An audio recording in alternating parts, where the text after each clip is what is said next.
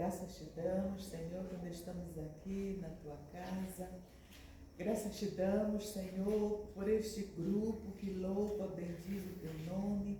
Quando vamos ouvir a leitura a mensagem da tua palavra, Senhor, grave em nossos corações, meu Pai amado, que ela possa alcançar êxito em nossas vidas. Abençoa o teu servo, Senhor, também, quando vai entregar esta mensagem.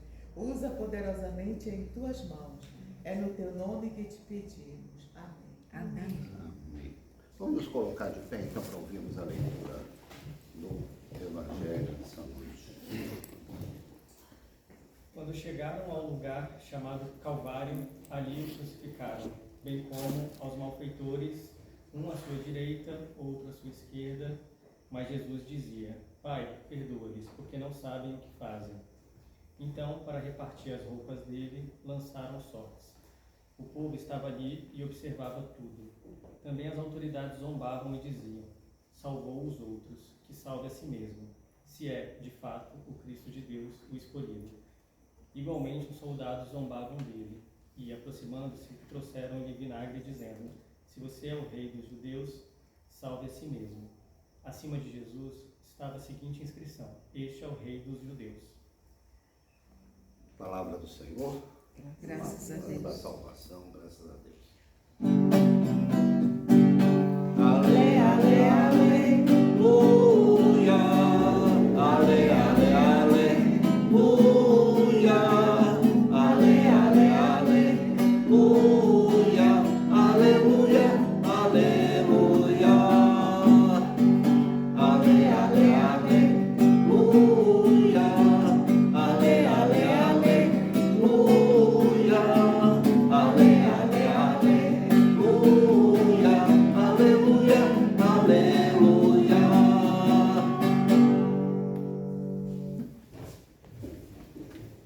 Podemos assentar.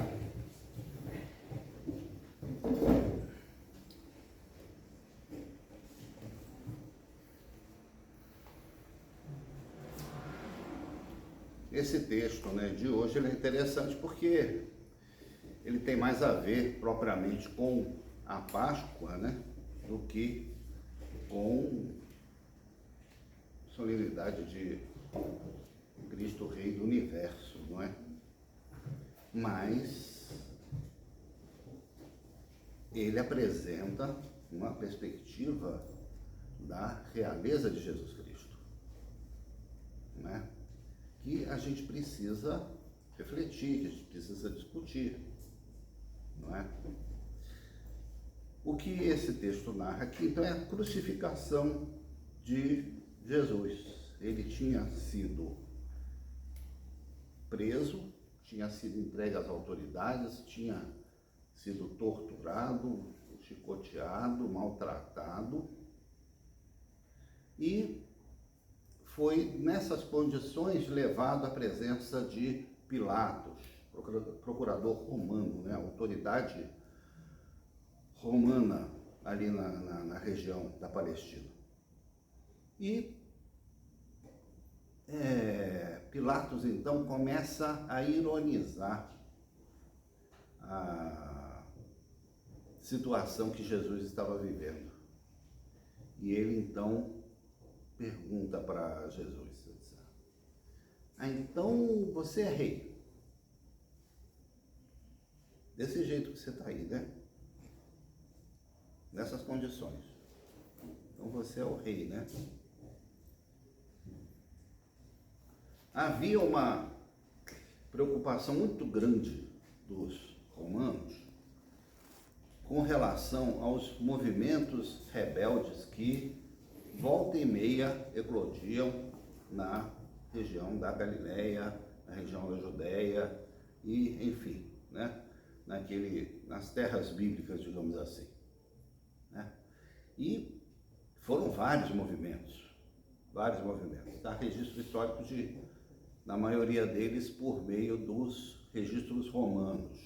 A gente sabe o nome das pessoas envolvidas, e alguns são mencionados na Bíblia: o movimento de Judas, o Galileu, o movimento de Teudas, e outras lideranças que se apresentavam, né, para sublevação da população contra o domínio romano. Mas as lideranças religiosas da Judéia, né, de Judá, de Jerusalém, eles tinham chegado a um acordo de convivência com os romanos, no qual eles tinham até uma certa autonomia, tanto que eles governavam a cidade do ponto de vista civil, na questão de costumes, tudo que vigorava ali na cidade era coordenado pelos sacerdotes. Os sacerdotes tinham se constituído com as suas grandes famílias numa elite da sociedade e era quem, no fim das contas, governava o dia a dia da sociedade. Inclusive tinham moeda própria, não é? As moedas romanas eram consideradas moeda estrangeira. Elas circulavam igual a gente usa dólar, né? Para algumas coisas, mas não é a nossa moeda real. Eles tinham até autonomia monetária e administrativa e tal. Em relação a outras províncias do Império Romano, a Judéia era bastante privilegiada por causa dos acordos que foram sendo feitos entre os sacerdotes e os romanos. Então, desde que um não incomodasse o outro, não perturbasse, então era claro que o domínio das armas era dos romanos, né? De qualquer forma, a figura de Jesus Cristo teve um impacto na população tão grande e ele despertou um grande número de seguidores que, por mais que ele negasse um caráter de insurreição ou de rebeldia ou de sublevação armada contra os romanos, por mais que isso acontecesse, ele incomodava, né? Porque eles viam em Jesus um potencial de eventualmente se tornar uma grande liderança militar, não é? E eventualmente destronar, né? Alijar do poder justamente aquela elite que governava de acordo com os romanos, não é? Então, quando Jesus chegou em Jerusalém, essa elite governante então resolveu entregar Jesus aos romanos com a acusação de que ele estava se apresentando como o rei, o novo rei dos judeus. Essa acusação, para falar a verdade, ela é antiga, não é? Lembra o que aconteceu na época do Natal, na época do nascimento de Jesus? Os cientistas, chamados magos, vieram do Oriente, né, os estudiosos, e vieram justamente bater na porta de Herodes, perguntando: onde nasceu o novo rei dos judeus? Então Jesus acabou de nascer e ele já era chamado de rei dos judeus. Então já era um título que o acompanhava desde o berço, né? Desde a manjedoura, não é? E Pilatos teve aquele diálogo com Jesus, né? E perguntou: então você é rei? Aí Jesus responde para ele: é você que está dizendo. Tu dizes. Tu dizes. O fato é que era importante para os romanos que aquele homem, mesmo que Pilatos não tenha se convencido desse caráter, né, da periculosidade de Jesus, mesmo ele de alguma forma tentado manobrar para livrar a cara de Jesus em algum momento, não é? Não por se convencer da realeza de Jesus Cristo, mas por pena mesmo, ver ali todo torturado, todo O fato é que era importante que aquele líder, então, popular, fosse condenado de uma forma exemplar, de uma maneira exemplar. E por isso, então, foram colocadas, né? Foi colocada sobre a cruz, em cima da cabeça dele, o quê? 3 plaquinhas de madeira, escritas em 3 idiomas. Imagina um evento internacional, né? A Copa do Mundo, né? Na Copa do Mundo você vai ver lá coisa lá escrita em árabe, que é a língua local lá do Catar, e em inglês e eventualmente uma outra língua, francês, por exemplo, né? Conforme o contexto. Normalmente eventos de muita repercussão, de grande, né? É que são apresentados assim em placas trilíngues, né? Uma vez a gente estava na prefeitura de Belo Horizonte discutindo a sinalização dos pontos turísticos da cidade e dos arredores, porque Belo Horizonte em si até não tem tantos atrativos turísticos. Tem a conjunto arquitetônico da Pampulha, né? Tem algumas coisas interessantes lá, mas um atrativo muito forte ali próximo a Belo Horizonte é Ouro Preto. De Belo Horizonte o pessoal viaja para Ouro Preto, às vezes passa o dia todo lá, volta.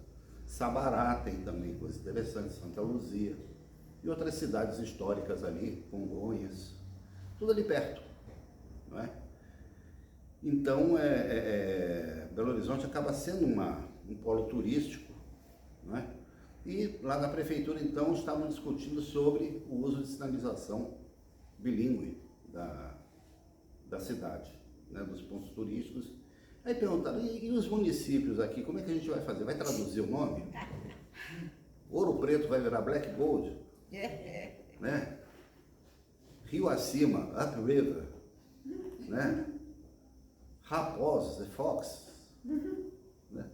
O pessoal ficou brincando lá. Aí um dos técnicos lá na reunião falou assim, stop here you. Stop here you. Que lugar será esse que está traduzindo? Aí disse, não, gente, é Paracatu. Para. Ninguém merece. Então, eu nunca esqueci dessa reunião, gente.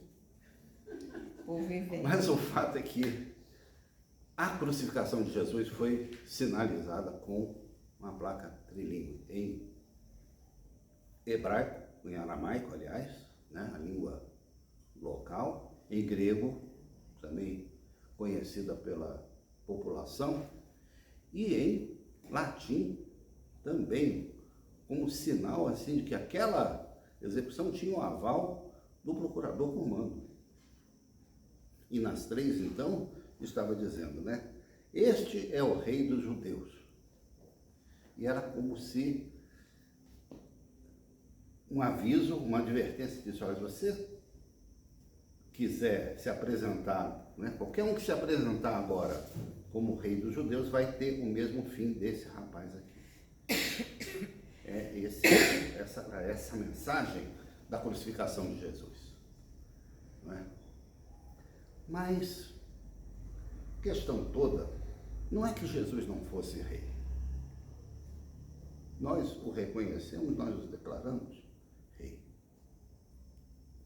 Até o título usado em relação a Jesus é mais do que rei, Kyrios, Senhor. Era o título do imperador romano. Isso era outra coisa que incomodava os romanos. Né? Era como se fosse o César. Alguém assim, né? Com essa majestade. O fato é que a gente sabe que Jesus é rei. Mas ele mesmo disse o seguinte, o meu reino não é deste mundo. Não é deste mundo. Houve um período na história da humanidade, né, em que o reino de Deus tinha fronteiras físicas bem delimitadas, né? Ficava na Europa, A Europa era considerada reino de Deus, até mais ou menos ali, na Grécia, mais ou menos, porque ali já entrava a igreja ortodoxa, já era considerado já um outro reino. Mas vamos lá. A Europa toda, a Europa cristã, era considerada reino de Deus. Tanto que o Pero Vaz de Caminha, quando escreve a carta dele, que é chamada Certidão de Nascimento do Brasil, né? A carta de Pero Vaz de Caminha, fala para o rei exatamente isso. Ele diz: olha, nós chegamos aqui num lugar onde nós poderemos promover a expansão do reino de Deus. Porque Portugal fazia parte do reino de Deus. Então era uma forma de expandir o reino de Deus chegando no Brasil. O reino de Deus era uma coisa assim, delimitada geograficamente e tal. E não é isso que a palavra de Deus fala. Não é? O reino do qual Jesus Cristo é rei é muito maior. Ele é muito maior, ele é muito mais profundo. Jesus fala em uma determinada passagem, né? O reino de Deus está em vocês. Em vocês. Tem até uma discussão esse em, porque pode ser em dentro, como pode ser em no meio de vocês, tá? Talvez essa seja até a tradução, né? Mas o reino de Deus está no meio de nós aqui. Nós aqui somos o reino de Deus. E é desse reino que Jesus é rei. Não é?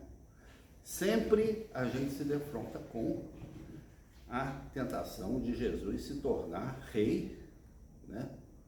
Governante, tá? Civil de uma determinada nação. Volta e meia acontece isso, né? Então Jesus acaba sendo assim confundido com um determinado agente político que o representa, não é? O próprio Vaticano não deixa de ser um Estado, né? Ligado à pessoa de Jesus Cristo, do qual o chefe, que é o Papa, é considerado vicário de Cristo, ou seja, o vice de Cristo. Vicário, né, vem da palavra vice, né? Na palavra de Deus não existe vice-rei. O vice-rei foi uma invenção espanhola que governou aqui Chile, Peru, México e tal, Colômbia, tinha vários vice-reinados, ali existiu o vice-rei. Aqui no Brasil teve uns portugueses que vieram para cá e que quiseram assumir o título de vice-rei também. Eles acharam bacana o que os espanhóis faziam, mas nunca foi oficial, não. O rei de Portugal nunca quis ter vice, não. Na Espanha tinha, né? Mas na Bíblia não tem. Não existe vice-rei. Jesus é rei, é o único, exclusivo e pronto. Né? Um dos motivos porque eles mataram Jesus também é porque rei só deixa de ser rei quando morre. Lembra da rainha Elizabeth? Se tivesse passado de 100 anos, ela ainda era rainha. A regra é essa. Então, rei só deixa de ser rei quando morre. Por isso, quando um rei era destronado, ele era caçado até a morte. Não é igual o presidente que termina um mandato e vai embora. Não. Pode até eventualmente voltar. Né? Rei não, rei tem que ser eliminado. Então, aquele rei que estava ali tinha que ser eliminado. Né? Mas ninguém elimina Jesus, ninguém substitui Jesus. Jesus é rei, né? E de uma forma muito pessoal, muito presente, única, né? Nas nossas vidas. Entendeu? E nós fazemos parte do seu reino. Né? Acho que eu poderia passar o resto da noite aqui discorrendo, acho que isso justifica até umas aulinhas de escola dominical para a gente discutir com mais profundidade essa natureza do reino de Deus. Mas eu acho que podemos concluir hoje a nossa meditação pensando nisso, né? O caráter, a realidade da realeza de Jesus Cristo em nossas vidas. Viva Cristo Rei. Amém? Amém.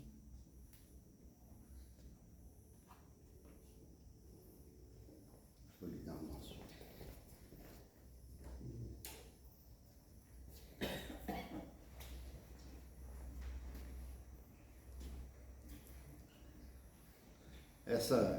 Esse brado, Viva Cristo Rei, me lembrou também a história do México. Teve uma época lá no México que um